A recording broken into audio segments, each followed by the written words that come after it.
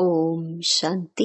19 सितंबर 2025। मीठे बच्चे, इस बेहद के नाटक में तुम आत्माओं को अपना अपना पार्ट मिला हुआ है। अभी तुम्हें यह शरीर रूपी कपड़े उतार घर जाना है, फिर नए राज्य में आना है। प्रश्न: बाप कोई भी कार्य प्रेरणा से नहीं करते, उनका अवतरण होता है। यह किस बात से सिद्ध होता है? उत्तर: बाप को कहते ही हैं करन करावन हार। प्रेरणा का तो अर्थ है विचार। प्रेरणा से कोई नई दुनिया की स्थापना नहीं होती है। बाप बच्चों से स्थापना कराते हैं। कर्मेंद्रियों बिगर तो कुछ भी करा नहीं सकते, इसीलिए उन्हें शरीर का आधार लेना होता है। ओम शांति। रूहानी बच्चे रूहानी बाप के सामने बैठे हैं। गोया आत्माएं अपने बाप के सम्मुख बैठी हैं। आत्मा जरूर जिस्म के साथ ही बैठेगी। बाप भी जब जिस्म लेते हैं तब ही सम्मुख होते हैं। इसको ही कहा जाता है आत्मा परमात्मा अलग रहे बहुकाल। तुम बच्चे समझते हो ऊंचते ऊंच बाप को ही ईश्वर प्रभु परमात्मा भिन्न नाम दिए हैं। परम पिता कभी लौकिक बाप को नहीं कहा जाता है। सिर्फ परम पिता लिखा तो भी हर्जा नहीं है। परम पिता अर्थात वह सभी का पिता है एक। बच्चे जानते हैं हम परम पिता के साथ बैठे हैं। परम पिता परमात्मा और हम आत्माएं शांति धाम के रहने वाले हैं। यहाँ पार्ट बजाने आते हैं। सतयुग से लेकर कलयुग अंत तक पार्ट बजाया है। यह हो गई नई रचना। रचता बाप ने समझाया है कि तुम बच्चों ने ऐसे पार्ट बजाया है। आगे यह नहीं जानते थे कि हमने 84 जन्मों का चक्कर लगाया है। अभी तुम बच्चों से ही बाप बात करते हैं जिन्होंने 84 का चक्कर लगाया है। सब तो 84 जन्म नहीं ले सकते हैं। यह समझाना है कि 84 का चक्कर कैसे फिरता है। बाकी लाखों वर्ष की तो बात ही नहीं। बच्चे जानते हैं कि हम हर 5000 वर्ष बाद पार्ट बजाने आते हैं। हम पार्टधारी हैं। ऊंचते ऊंच भगवान का भी विचित्र पार्ट है। ब्रह्मा और विष्णु का विचित्र पार्ट नहीं कहेंगे। दोनों ही 84 का चक्कर लगाते हैं। बाकी शंकर का पार्ट इस दुनिया में तो है नहीं। त्रिमूर्ति में दिखाते हैं स्थापना विनाश पालना। चित्रों पर समझाना होता है। चित्र जो दिखाते हो उस पर समझाना है। संगम युग पर पुरानी दुनिया का विनाश तो होना ही है। प्रेरक अक्षर भी रॉन्ग है। जैसे कोई कहते हैं आज हमको बाहर जाने की प्रेरणा नहीं है। प्रेरणा यानी विचार। प्रेरणा का कोई और अर्थ नहीं है। परमात्मा कोई प्रेरणा से काम नहीं करता, न प्रेरणा से ज्ञान मिल सकता है। बाप आते हैं इन कर्मेंद्रियों द्वारा पार्ट बजाने। करन करावन हार है ना, कराएंगे बच्चों से। शरीर बिगर तो कर न सके। इन बातों को कोई भी जानते नहीं, न ईश्वर बाप को ही जानते हैं। ऋषि मुनि आदि कहते थे हम ईश्वर को नहीं जानते, न आत्मा को न परमात्मा बाप को। कोई में ज्ञान नहीं है। बाप है मुख्य क्रिएटर डायरेक्टर। डायरेक्शन भी देते हैं, श्रीमत देते हैं। मनुष्यों की बुद्धि में तो सर्वव्यापी का ज्ञान है। तुम समझते हो बाबा हमारा बाबा है, वो लोग सर्वव्यापी कह देते हैं तो बाप समझ ही नहीं सकते। तुम समझते हो यह बेहद के बाप की फैमिली है। सर्वव्यापी कहने से फैमिली की खुशबू नहीं आती। उनको कहा जाता है निराकारी शिव बाबा, निराकारी आत्माओं का बाबा। शरीर है तब आत्मा बोलती है कि बाबा। बिगर शरीर तो आत्मा बोल न सकी। भक्ति मार्ग में बुलाते आए हैं, समझते हैं वह बाबा दुख हरता सुख करता है। सुख मिलता है सुख धाम में, शांति मिलती है शांति धाम में। यहाँ है ही दुख। यह ज्ञान तुमको मिलता है संगम पर, पुराने और नए के बीच। बाप आते ही तब हैं जब नई दुनिया की स्थापना और पुरानी दुनिया का विनाश होना है। पहले हमेशा कहना चाहिए नई दुनिया की स्थापना, पहले पुरानी दुनिया का विनाश कहना रॉन्ग हो जाता है। अभी तुमको बेहद के नाटक की नॉलेज मिलती है। जैसे उस नाटक में एक्टर्स आते हैं तो घर से साधारण कपड़े पहनकर आते, फिर नाटक में आकर कपड़े बदलते हैं, फिर नाटक पूरा हुआ तो वह कपड़े उतारकर घर जाते हैं। यहाँ तुम आत्माओं को घर से अशरीरी आना होता है। यहाँ आकर यह शरीर रूपी कपड़े पहनते हो। हर एक को अपना अपना पार्ट मिला हुआ है। यह है बेहद का नाटक। अभी यह बेहद की सारी दुनिया पुरानी है, फिर होगी नई दुनिया। वह बहुत छोटी है, एक धर्म है। तुम बच्चों को इस पुरानी दुनिया से निकल फिर हद की दुनिया में, नई दुनिया में आना है, क्योंकि वहाँ है एक धर्म। अनेक धर्म अनेक मनुष्य होने से बेहद हो जाती। वहाँ तो है एक धर्म थोड़े मनुष्य। एक धर्म की स्थापना के लिए आना पड़ता है। तुम बच्चे इस बेहद के नाटक के राज को समझते हो कि यह चक्कर कैसे फिरता है। इस समय जो कुछ प्रैक्टिकल में होता है उसका ही फिर भक्ति मार्ग में त्योहार मनाते हैं। नंबर वार कौन कौन से त्योहार हैं यह भी तुम बच्चे जानते हो। ऊंच ते ऊंच भगवान शिव बाबा की जयंती कहेंगे।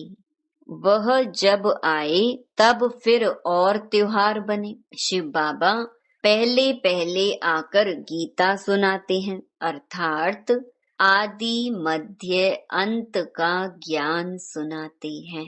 योग भी सिखाते हैं, साथ साथ तुमको पढ़ाते भी हैं। तो पहले पहले बाप आया, शिव जयंती हुई, फिर कहेंगे गीता जयंती। आत्माओं को ज्ञान सुनाते हैं तो गीता जयंती हो गई। तुम बच्चे विचार कर त्योहारों को नंबरवार लिखो। इन बातों को समझेंगे भी अपने धर्म के। हर एक को अपना धर्म प्यारा लगता है, दूसरे धर्म वालों की बात ही नहीं। भल किसको दूसरा धर्म प्यारा भी हो परंतु उसमें आ न सके। स्वर्ग में और धर्म वाले थोड़े ही आ सकते हैं। झाड़ में बिल्कुल साफ है।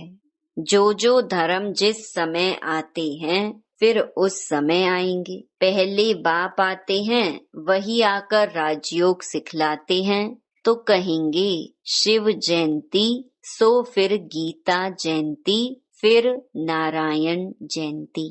वह तो हो जाता सतयुग, वो भी लिखना पड़े नंबरवार। यह ज्ञान की बातें हैं। शिव जयंती कब हुई वह भी पता नहीं है। ज्ञान सुनाया जिसको गीता कहा जाता है, फिर विनाश भी होता है। जगत अम्बा आदि की जयंती का कोई हॉलीडे नहीं है। मनुष्य किसी की भी तिथि तारीख आदि को बिल्कुल नहीं जानते हैं। लक्ष्मी नारायण राम सीता के राज्य को ही नहीं जानते। 2500 वर्ष में जो आए हैं उनको जानते हैं, परंतु उनसे पहले जो आदि सनातन देवी देवता थे उनको कितना समय हुआ कुछ नहीं जानते। 5000 वर्ष से बड़ा कल्प तो हो न सके। आधा तरफ तो ढेर संख्या आ गई, बाकी आधा में इनका राज्य। फिर जास्ती वर्षों का कल्प हो कैसे सकता? 84 लाख जन्म भी नहीं हो सकते। वो लोग समझते हैं कलयुग की आयु लाखों वर्ष है।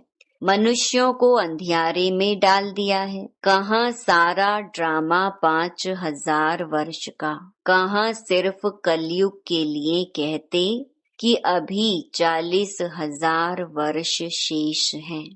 जब लड़ाई लगती है तो समझते हैं भगवान को आना चाहिए, लेकिन भगवान को तो आना चाहिए संगम पर। महाभारत लड़ाई तो लगती ही है संगम पर। बाप कहते हैं मैं भी कल्प कल्प संगम युग पर आता हूँ। बाप आएंगे नई दुनिया की स्थापना, पुरानी दुनिया का विनाश कराने। नई दुनिया की स्थापना होगी तो पुरानी दुनिया का विनाश जरूर होगा। इसके लिए यह लड़ाई है। इसमें शंकर के प्रेरणा आदि की तो कोई बात नहीं। अंडरस्टूड, पुरानी दुनिया खलास हो जाएगी। मकान आदि तो अर्थक्वेक में सब खलास हो जाएंगे, क्योंकि नई दुनिया चाहिए। नई दुनिया थी जरूर। दिल्ली परिस्तान थी, जमुना का कंठा था, लक्ष्मी नारायण का राज्य था। चित्र भी हैं। लक्ष्मी नारायण को स्वर्ग का ही कहेंगे। तुम बच्चों ने साक्षात्कार भी किया है कि कैसे स्वयंवर होता है। ये सब पॉइंट्स बाबा रिवाइज कराते हैं। अच्छा, पॉइंट्स याद नहीं पड़ती हैं तो बाबा को याद करो। बाप भूल जाता है तो टीचर को याद करो। टीचर जो सिखलाते हैं वह भी जरूर याद आएगा ना। टीचर भी याद रहेगा, नॉलेज भी याद रहेगी, उद्देश्य भी बुद्धि में है। याद रखना ही पड़े, क्योंकि तुम्हारी स्टूडेंट लाइफ है ना। यह भी जानते हो जो हमको पढ़ाते हैं वह हमारा बाप भी है। लौकिक बाप कोई गुम नहीं हो जाता है। लौकिक, पारलौकिक और फिर यह है अलौकिक। इनको कोई याद नहीं करते। लौकिक बाप से तो वर्षा मिलता है, अंत तक याद रहती है। शरीर छोड़ा फिर दूसरा बाप मिलता है। जन्म बाई जन्म लौकिक बाप मिलते हैं। पारलौकिक बाप को भी दुख व सुख में याद करते हैं। बच्चा मिला तो कहेंगे ईश्वर ने बच्चा दिया। बाकी प्रजापिता ब्रह्मा को क्यों याद करेंगे? इनसे कुछ मिलता थोड़ी है। इनको अलौकिक कहा जाता है। तुम जानते हो हम ब्रह्मा द्वारा शिव बाबा से वर्षा ले रहे हैं। जैसे हम पढ़ते हैं यह रथ भी निमित्त बना हुआ है। बहुत जन्मों के अंत में इनका शरीर ही रथ बना है। रथ का नाम तो रखना पड़ता है ना। यह है बेहद का सन्यास। रथ कायम ही रहता है, बाकी का ठिकाना नहीं है। चलते चलते फिर भागंती हो जाते। यह रथ तो मुकर्रर है ड्रामा अनुसार। इनको कहा जाता है भाग्यशाली रथ। तुम सबको भाग्यशाली रथ नहीं कहेंगे। भाग्यशाली रथ एक माना जाता है, जिसमें बाप आकर ज्ञान देते हैं, स्थापना का कार्य कराते हैं। तुम भाग्यशाली रथ नहीं ठहरे। तुम्हारी आत्मा इस रथ में बैठ पड़ती है। आत्मा पवित्र बन जाती, इसलिए बलिहारी इस तन की है जो इसमें बैठ पढ़ाते हैं। यह अंतिम जन्म बहुत वैल्यूबल है। फिर शरीर बदल हम देवता बन जाएंगे। इस पुराने शरीर द्वारा ही तुम शिक्षा पाते हो, शिव बाबा के बनते हो। तुम जानते हो हमारी पहली जीवन वर्थ नॉट अ पेनी थी, अब पाउंड बन रही है। जितना पढ़ेंगे उतना ऊंच पद पाएंगे।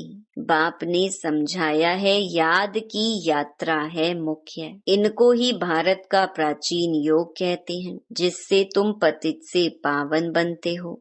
स्वर्गवासी तो सब बनते हैं, फिर है पढ़ाई पर मदार। तुम बेहद के स्कूल में बैठे हो, तुम ही फिर देवता बनेंगे। तुम समझ सकते हो ऊंच पद कौन पा सकते हैं, उनकी क्वालिफिकेशन क्या होनी चाहिए। पहले हमारे में भी क्वालिफिकेशन नहीं थी, आसुरी मत पर थे, अब ईश्वरीय मत मिलती है। आसुरी मत से हम उतरती कला में जाते हैं, ईश्वरीय मत से चढ़ती कला में जाते हैं।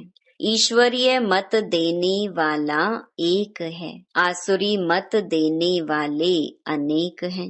माँ बाप, भाई बहन, टीचर, गुरु, कितनों की मत मिलती है। अभी तुमको एक की मत मिलती है जो 21 जन्म काम आती है। तो ऐसे श्रीमत पर चलना चाहिए ना। जितना चलेंगे उतना श्रेष्ठ पद पाएंगे, कम चलेंगे तो कम पद। श्रीमत है ही भगवान की, ऊंच ते ऊंच भगवान ही है। जिसने श्री कृष्ण को ऊंच ते ऊंच बनाया, फिर नीच ते नीच रावण ने बनाया। बाप गोरा बनाते, फिर रावण सांवरा बनाते। बाप वर्षा देते हैं, वह तो है ही वाइसलेस। देवताओं की महिमा गाते हैं सर्व गुण संपन्न, 16 कला संपूर्ण, संपूर्ण निर्विकारी। सतयुग में आत्मा और शरीर दोनों पवित्र होते हैं। देवताओं को सब जानते हैं, वो संपूर्ण निर्विकारी होने के कारण संपूर्ण विश्व के मालिक बनते हैं। अभी नहीं है, फिर बन रहे हैं। बाप भी संगम युग पर ही आते हैं। ब्रह्मा के द्वारा ब्राह्मण, ब्रह्मा के बच्चे तो तुम सब ठहरे। वह है ग्रेट ग्रेट ग्रैंड फादर। बोलो, प्रजापिता ब्रह्मा का नाम नहीं सुना है? परमपिता परमात्मा ब्रह्मा द्वारा ही सृष्टि रचेंगे ना। ब्राह्मण कुल है, ब्रह्मा मुख वंशावली भाई बहन हो गए। यहाँ राजा रानी की बात नहीं, यह ब्राह्मण कुल तो संगम का थोड़ा समय चलता है। राजाई ना पांडवों की है ना कौरवों की। अच्छा, मीठे मीठे सिकिलधे बच्चों प्रति मात पिता बाप दादा का याद प्यार और गुड मॉर्निंग। रूहानी बाप की रूहानी बच्चों को नमस्ते। धारणा के लिए मुख्य सार। पहला, 21 जन्म श्रेष्ठ पद का अधिकारी बनने के लिए सब आसुरी मतों को छोड़ एक ईश्वरीय मत पर चलना है, संपूर्ण वाइसलेस बनना है। दूसरा, इस पुराने शरीर में बैठ बाप की शिक्षाओं को धारण कर देवता बनना है। यह है बहुत वैल्यूबल जीवन, इसमें वर्थ पाउंड बनना है। वरदान, सर्व आत्माओं को यथार्थ अविनाशी सहारा देने वाले आधार उद्धार मूर्त भव। वर्तमान समय विश्व के चारों ओर कोई न कोई हलचल है। कहाँ मन के अनेक टेंशन की हलचल है, कहाँ प्रकृति के तमो प्रधान वायुमंडल के कारण हलचल है। अल्पकाल के साधन सर्व को चिंता की चिता पर लिए जा रहे हैं, इसलिए अल्पकाल के आधार से प्राप्तियों से विधियों से थक कर वास्तविक सहारा ढूंढ रहे हैं। तो आप आधार उद्धार मूर्त आत्माएं उन्हें श्रेष्ठ अविनाशी प्राप्तियों की यथार्थ वास्तविक अविनाशी सहारे की अनुभूति कराओ। स्लोगन, समय अमूल्य खजाना है, इसलिए इसे नष्ट करने के बजाय फौरन निर्णय कर सफल करो। अव्यक्त इशारे, अब लगन की अग्नि को प्रज्वलित कर योग को ज्वाला रूप बनाओ। जैसे सूर्य की किरणें फैलती हैं, वैसे ही मास्टर सर्वशक्तिवान की स्टेज पर शक्तियों व विशेषताओं रूपी किरणें चारों ओर फैलती अनुभव करें। इसके लिए मैं मास्टर सर्वशक्तिवान विघ्न विनाशक आत्मा हूँ। इस स्वमान के स्मृति की सीट पर स्थित होकर कार्य करो तो विघ्न सामने तक भी नहीं आएंगे। अच्छा, ओम शांति।